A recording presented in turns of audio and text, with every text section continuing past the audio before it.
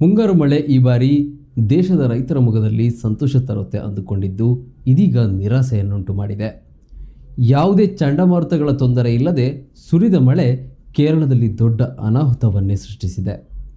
ಕರ್ನಾಟಕದಲ್ಲೂ ಮಳೆಯ ಅಬ್ಬರ ಜೋರಾಗಿಯೇ ಇದ್ದು ಶಿರೂರು ದುರಂತ ಮಳೆ ಹೇಗಿತ್ತು ಅನ್ನೋದಕ್ಕೆ ಇನ್ನೊಂದು ಉದಾಹರಣೆಯಾಗಿದೆ. ಈ ಬಾರಿ ಮಳೆ ದಕ್ಷಿಣ ಕನ್ನಡದಲ್ಲೂ ಅತಿ ಹೆಚ್ಚು ಹಾನಿ ಉಂಟು ಮಾಡಿದೆ. ಅಲ್ಲದೆ ಅತಿ ಹೆಚ್ಚು ಗುಡ್ಡ ಕುಸಿತದ ಘಟನೆಗಳು ನಡೆದಿದೆ. ಮಳೆಯ ಬೆನ್ನಲ್ಲೇ ಇನ್ನೊಂದು ಸಮಸ್ಯೆ ಇದೀಗ ಶುರುವಾಗಿದೆ.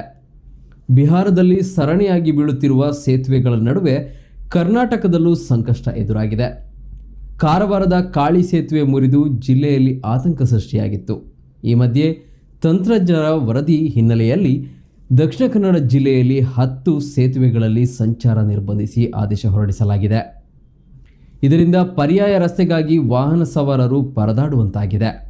ದಕ್ಷಿಣ ಕನ್ನಡ ಜಿಲ್ಲಾಧಿಕಾರಿ ಮುಲ್ಲೈ ಮುಗಿಲನ್ ನಿರ್ದೇಶನದಂತೆ ಲೋಕೋಪಯೋಗಿ ಇಲಾಖೆ, ರಾಷ್ಟ್ರೀಯ ಹೆದ್ದಾರಿ ಇಲಾಖೆ ಅಧಿಕಾರಿಗಳು 15 ದಿನಗಳಿಂದೀಚೆಗೆ ಜಿಲ್ಲಾದ್ಯಂತ ಸೇತುವೆಗಳ ಪರಿಶೀಲನೆ ನಡೆಸಿ ವರದಿ ನೀಡಿದ್ದಾರೆ. ಇದರಲ್ಲಿ ಕೆಲವೊಂದು ಸೇತುವೆಗಳನ್ನು ಅಪಾಯಕಾರಿ ಎಂದು ಗುರುತಿಸಲಾಗಿದ್ದು ಅವುಗಳಲ್ಲಿ ಸಂಚಾರ ಸಂಪೂರ್ಣ ನಿಷೇಧ ಅಥವಾ ಘನ ವಾಹನಗಳನ್ನು ನಿಷೇಧಿಸಿ ಆದೇಶ ಹೊರಡಿಸಲಾಗಿದೆ. ಕೂಳೂರು ಸೇತುವೆ ಸಂಚಾರ ನಿಷೇಧ. ಕೂಳೂರಿನ ಹಳೆಯ ಕಮಾನು ಸೇತುವೆಯಲ್ಲಿ ಘನ ವಾಹನಗಳ ಸಂಚಾರವನ್ನು ನಿರ್ಬಂಧಿಸುವಂತೆ ರಾಷ್ಟ್ರೀಯ ಹೆದ್ದಾರಿ ಪ್ರಾಧಿಕಾರ ಸೂಚಿಸಿತ್ತು. ಈ ಕಾರಣದಿಂದ ಆಗಸ್ಟ್ 19ರಿಂದ ಬಸ್ಗಳನ್ನು ಹೊರತುಪಡಿಸಿ ಘನ ವಾಹನಗಳ ಸಂಚಾರ ನಿಷೇಧಿಸಲಾಗಿದೆ.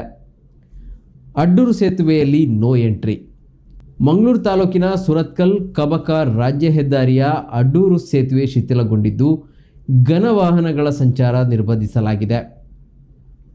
ಪರಾರಿ ಸೇತುವೆಯಲ್ಲಿ ನಿರ್ಬಂಧ. ಮಂಗಳೂರು ತಾಲೂಕಿನ ಪರಾರಿ ಉಲಾಯಬೆಟ್ಟು ಮಲ್ಲೂರು ಜಿಲ್ಲಾ ಮುಖ್ಯ ರಸ್ತೆಯಲ್ಲಿ ಸೇತುವೆ ದುಸ್ಥಿತಿಯಲ್ಲಿದ್ದು ಘನ ವಾಹನಗಳ ಸಂಚಾರಕ್ಕೆ ತಾತ್ಕಾಲಿಕವಾಗಿ ನಿರ್ಬಂಧಿಸಲಾಗಿದೆ. ದೇರ್ಲಕಟ್ಟೆ ಮುಖ್ಯ ರಸ್ತೆ ನಿರ್ಬಂಧ. ದೇರ್ಲಕಟ್ಟೆ ಬರುವ ಜಿಲ್ಲಾ ಮುಖ್ಯ ರಸ್ತೆಯಲ್ಲಿ ಘನ ವಾಹನ ಸಂಚಾರಕ್ಕೆ ಅಪಾಯಕಾರಿಯಾಗಿರುವುದರಿಂದ ಸಂಚಾರವನ್ನು ತಾತ್ಕಾಲಿಕವಾಗಿ ನಿರ್ಬಂಧಿಸಲಾಗಿದೆ. ದಾಮಸ್ಕಟ್ಟೆ ಬಳ್ಕುಂಜೆ ರಸ್ತೆ. ದಾಮಸ್ಕಟ್ಟೆ ಬಳ್ಕುಂಜೆಯ ಜಿಲ್ಲಾ ಮುಖ್ಯ ರಸ್ತೆಯ ಪಲಿಮಾರ್ ಗ್ರಾಮದ ಸಮುದ್ರದ ಹಿನ್ನೀರಿನ ಪ್ರದೇಶದ ಸೇತುವೆ ದುಸ್ಥಿತಿಯಲ್ಲಿದ್ದು ಈ ಸೇತುವೆಯಲ್ಲಿ ಘನ ವಾಹನ ಸಂಚಾರ ನಿಷೇಧಿಸಲಾಗಿದೆ. ಪುತ್ತೂರು ಪಾಣಾಜೆ ಸಂಚಾರ ಬದಲಾವಣೆ. ಪುತ್ತೂರು ಪಾಣಾಜೆ ರಸ್ತೆಯ ದೇವಸ್ಯದಿಂದ ಚೆನ್ನ ಮೂಲಕ ಸಂಪರ್ಕ ಕಲ್ಪಿಸುವ ಸೇತುವೆಯು 2 ದಿನಗಳಿಂದ ಸುರಿದ ಭಾರೀ ಮಳೆಯ ನೀರಿನಿಂದ ಸಂಪೂರ್ಣ ಮುಳುಗಡೆಯಾಗಿರುವುದರಿಂದ ಮುಂದಿನ ಆದೇಶದವರೆಗೆ ಈ ಸೇತುವೆಯಲ್ಲಿ ಘನ ವಾಹನ ಸಂಚಾರ ನಿರ್ಬಂಧಿಸಲಾಗಿದೆ. ಪೈಚಾರು ದಿಡುಪೆ ಶಿಥಿಲಗೊಂಡ ಸೇತುವೆ. ಬೆಳ್ತಂಗಡಿ ತಾಲೂಕಿನ ರಾಜ್ಯ ಹೆದ್ದಾರಿ 276ರ ಪೈಚಾರುವಿನಿಂದ ಮುಂಡಾಜೆ ದಿಡುಪೆಗೆ ತೆರಳುವ ಸೇತುವೆಗಳಲ್ಲಿ ವಾಹನಗಳ ಸಂಚಾರವನ್ನು ನಿರ್ಬಂಧಿಸಲಾಗಿದೆ. ಈಶ್ವರಮಂಗಳ ಪಾಂಚೋಡಿ ಗಾಳಿಮುಖ ರಸ್ತೆ. ಪುತ್ತೂರು ತಾಲೂಕಿನ ಜಿಲ್ಲಾ ಮುಖ್ಯ ರಸ್ತೆ ಕಿಲೋಮೀಟರ್ 13.60ರ ಕರ್ನೂರು ಕೋಟಿಗದ್ದೆ ಎಂಬಲ್ಲಿ ಹಳೆ ಸೇತುವೆ ಶಿಥಿಲಗೊಂಡ ಕಾರಣ ವಾಹನ ಸಂಚಾರ ನಿಷೇಧಿಸಲಾಗಿದೆ. ಉಜಿರೆ ಇಂದಬೆಟ್ಟು ಜಿಲ್ಲಾ ಮುಖ್ಯ ರಸ್ತೆ.